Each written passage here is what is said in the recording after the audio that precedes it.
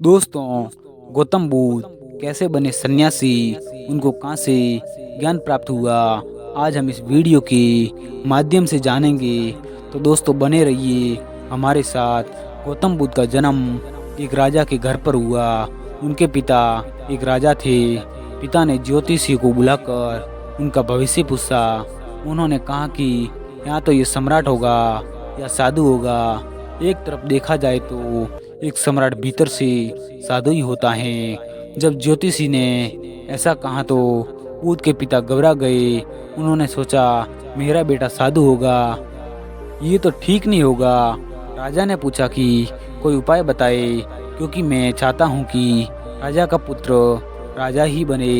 ज्योतिषी ने कहा कि उनका पूरा जीवन सावधानी में गुजारना पड़ेगा। आपका पुत्र सिद्धार्थ कभी बूढ़े व्यक्ति को न देखे, कभी किसी बीमार व्यक्ति को न देखे और कभी किसी मरे हुए व्यक्ति को न देखे। जब तक ऐसा होगा तब तक ये राजा ही बने रहेंगे।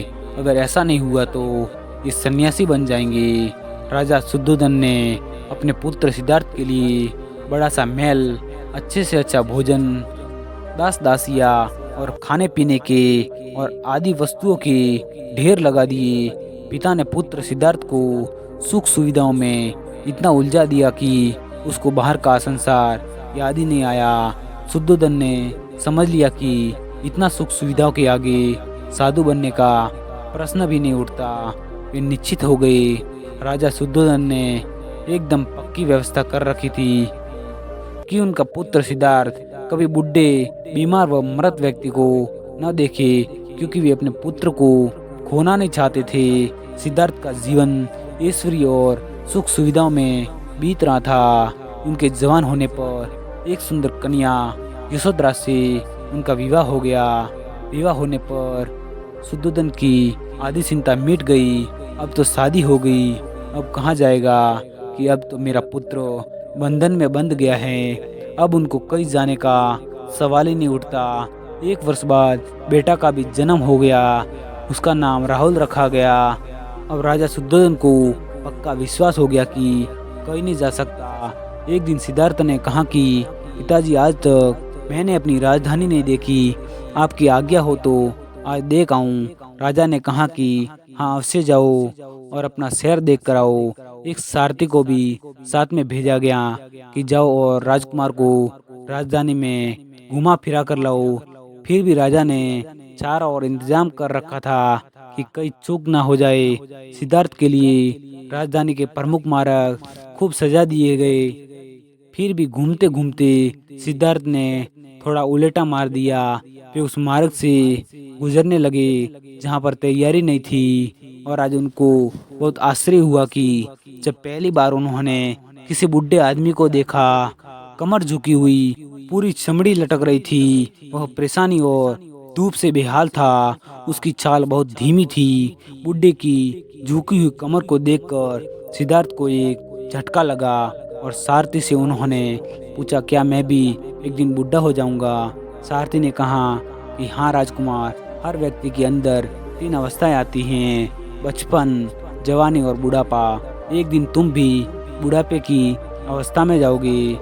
हे राजकुमार, ये संसार का नियम है, चाहे गरीब हो या अमीर, सबका शरीर धीरे धीरे शरीर बुढ़ा होता है।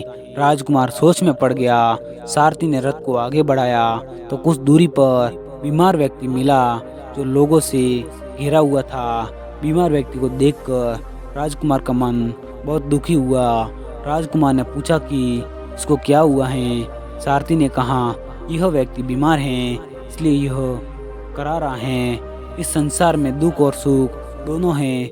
ये अपने अपने भाग्य की बात है कि कोई दुखी है तो कोई सुखी है। सिद्धार्थ ने कहा, क्या मैं भी कभी बीमार हो सकता हूँ? सारथी ने कहा, आप अभी ये विचार छोड़ दीजिए, समय बड़ा बलवान होता है। ये सारी बातें कर्मों पर निर्भर करती हैं। चाहे राजा हो या रंग, सुख दुख सब पर आते हैं। अगर शरीर में कोई रोग आना है तो वो आएगा।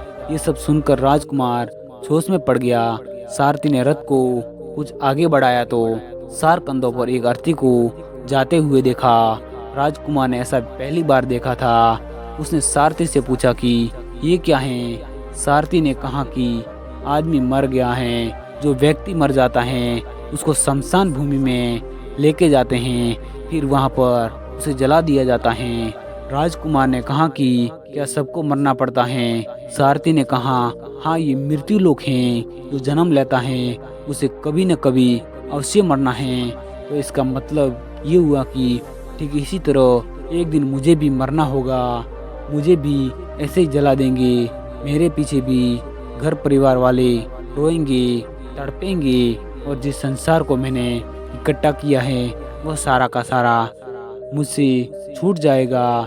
एक दिन मैं भी मर जाऊंगा और मेरी पत्नी यशोधरा भी मर जाएगी। क्या एक दिन मेरा राहुल भी मर जाएगा?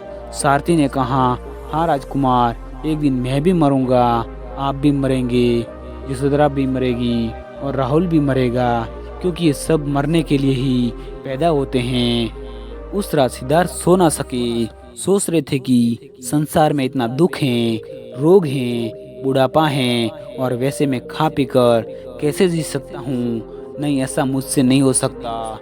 मुझे खोजना होगा कि उस तत्व को जो दुख पीड़ा और शौक से रहित हो, जो भ्रम भय से प्रेत हो, जो अनंत आनंद से भरा हो, जिसे पाकर और कुछ पाने की इच्छा ना हो।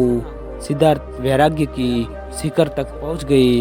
बस उसी रात को उन्होंने घर छोड़ दिया और सारथी से कहा कि नगर की सीमा से दूर ले चलो। नगर के बाहर पहुंचकर सारथी को लौटा दिया। फिर कई दिनों तक वन में चलते गए। एक घने पीपल के वृक्ष के नीचे आसन लगाकर ध्यान में लीन हो गए। दोस्तों, ये कहानी आपको कैसी लगी कमेंट करके हमें ज़रूर बताएं। मिलते हैं अगली वीडियो में, तब तक के लिए धन्यवाद।